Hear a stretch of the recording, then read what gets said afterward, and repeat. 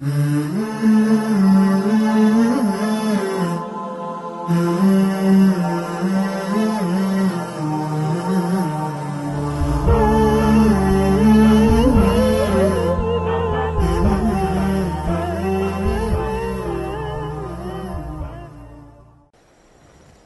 اللہ الرحمن الرحیم نحمده ونصلی علی رسوله الکریم اما بعد عن ابی ہریرہ رضی اللہ تعالی عنہ عن النبی صلی اللہ علیہ وسلم لا یؤمن احدکم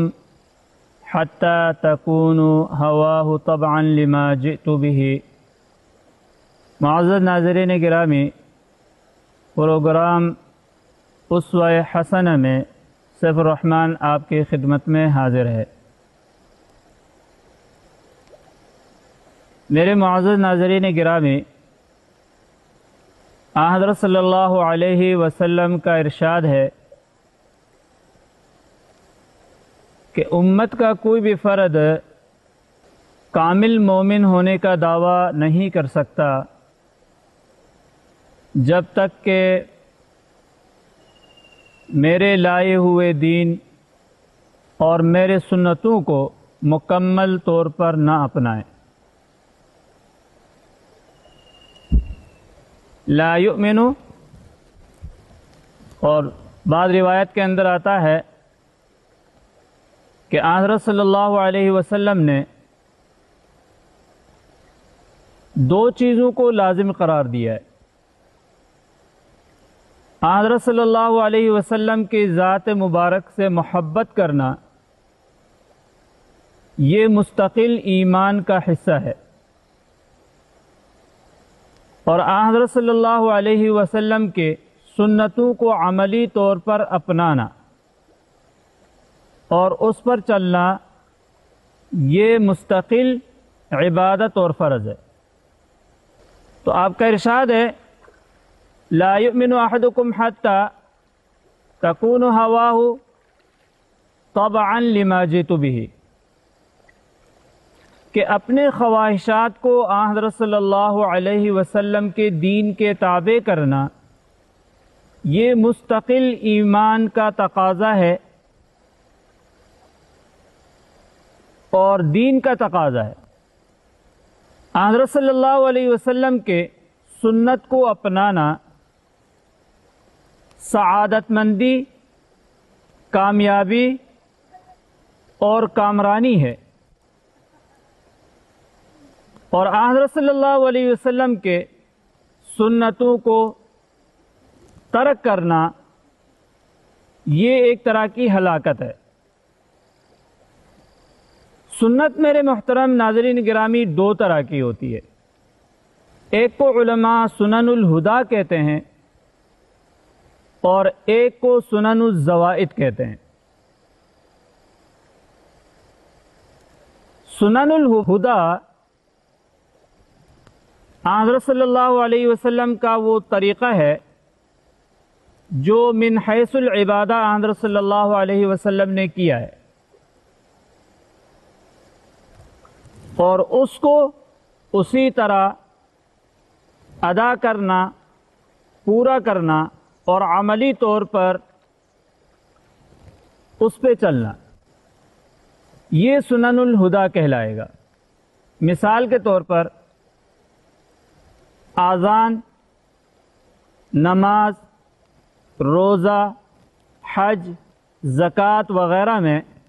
حضرت صلی اللہ علیہ وسلم کی عبادت کا جو مخصوص طریقہ ہے یہ سنن الہدا کہلاتے ہیں۔ حج کے سنتوں کو ادا کرنا، نماز کے سنتوں کو ادا کرنا، وضو کو جو طریقہ ہے اس میں جو حضرت صلی اللہ علیہ وسلم نے طریقے بتائے ہیں یہ سنن الہدا کہلاتے ہیں۔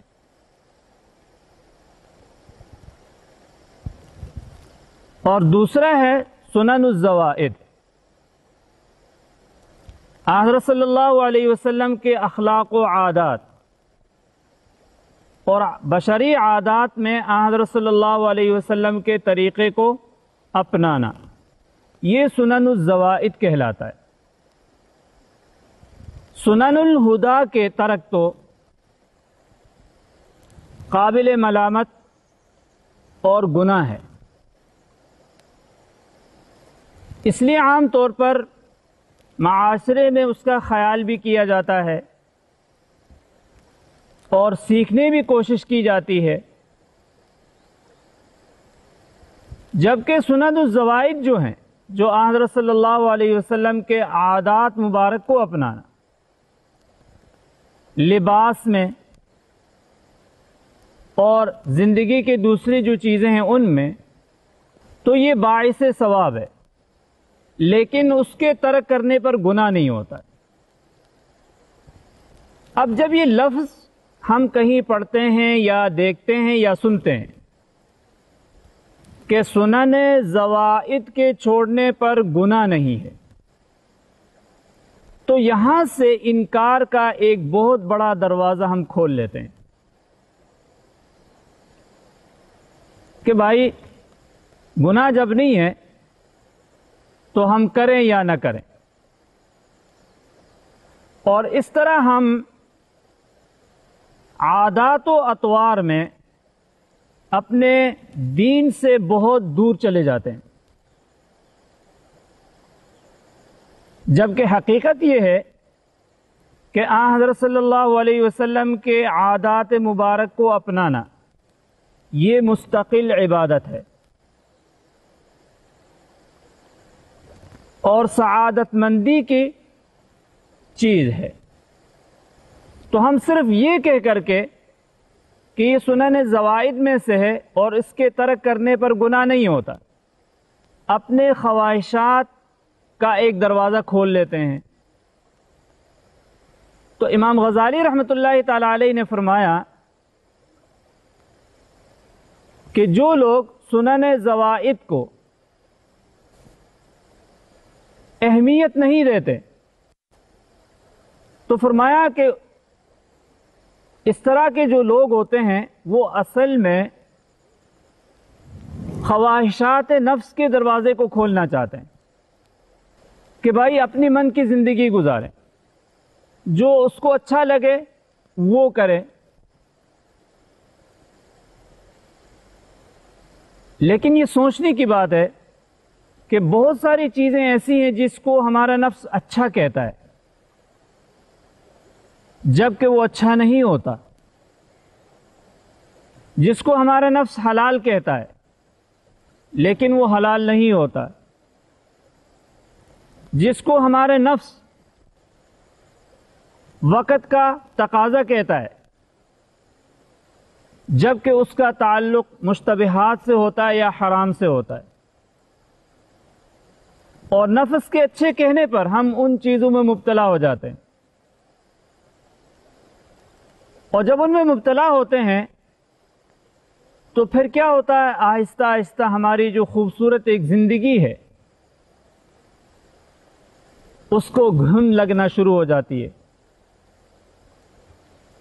اور ہمارے جو اچھے کام ہوتے ہیں، اعمال ہوتے ہیں، وہ اعمال ضائع ہونے شروع ہو جاتے ہیں. اور اس طرح ایک وقت ہم کسی ایسے پہاڑی کے اوپر کھڑے ہوتے ہیں زندگی کے کہ اس کے چاروں جانب ہمیں کوئی بھی سبز چیز نظر نہیں آتی اور ہر طرف ہمیں صحرا ہی صحرا نظر آتا ہے، کیونکہ ہمارے نفس کے اچھا کہنے پر ہم بہت سارے حرام چیزوں کے مرتکب ہو کر اپنے اعمال کو ضائع کر بیٹھتے ہیں. تو فرمایا کہ بھائی سنن زوائد یہ مستقل عبادت ہے، ثواب کی چیز ہے،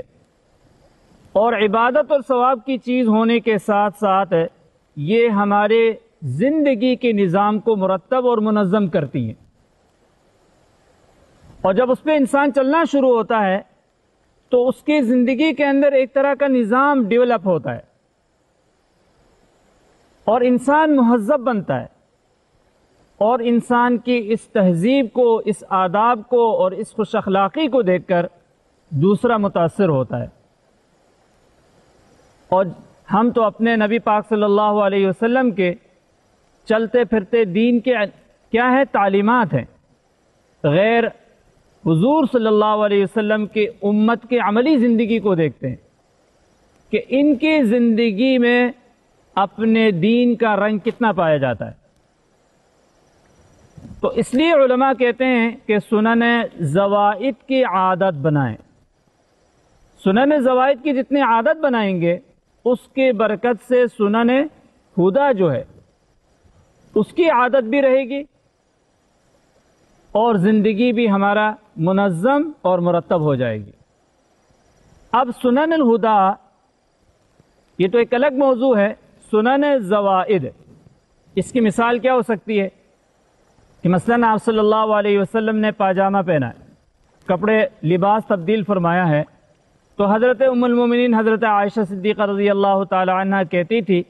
کہ حضرت صلی اللہ علیہ وسلم بیٹھ کے کپڑے بدلتے تھے, اور جب حضرت صلی اللہ علیہ وسلم کو پگڑی پہننی ہوتی تھی تو حضرت صلی اللہ علیہ وسلم کھڑے ہو کر پگڑی باندھتے تھے. حضرت صلی اللہ علیہ وسلم کو جب جوتا پہننا ہوتا تھا تو جوتا پہننے کی ابتدا آپ صلی اللہ علیہ وسلم دائیں پاؤں سے کرتے تھے, اور جب کھانا شروع کرتے تھے تو حضرت صلی اللہ علیہ وسلم دائیں ہاتھ سے کھاتے تھے. حضرت صلی اللہ علیہ وسلم جب کہیں بیٹھتے تھے تو حضرت صلی اللہ علیہ وسلم کی اس نشست کے طور و طریقے موجود ہیں. یہ ہیں سنن زوائد, اور ان کی اپنی ایک برکات ہیں. تو ہمیں چاہیے کہ ہم آپ صلی اللہ علیہ وسلم کے جو عادات و اطوار ہیں ان کو اپنانے کی کوشش کریں کہ اس میں اللہ رب العزت نے مستقل برکت رکھی ہے, ثواب رکھا ہے. اور جو اس کا انکار کرتا ہے, امام غزالی رحمۃ اللہ تعالی علیہ نے فرمایا یہ کفر خفی ہے, یا فرمایا کہ جلی حماقت ہے, بہت بڑی حماقت ہے کہ جو اس کو اہمیت نہیں دیتا ہے. تو آئیے ہم سب مل کے حضرت صلی اللہ علیہ وسلم کے اطوار و اخلاق کو اپنانے کی کوشش کریں, اور ہر چیز کے اندر یہ معلوم کرنے کی کوشش کریں کہ اس کام میں حضرت صلی اللہ علیہ وسلم کی عادت مبارک کیا تھی, آپ کا طریقہ کیا تھا. اللہ تعالی ہم سب کو عمل کی توفیق دے.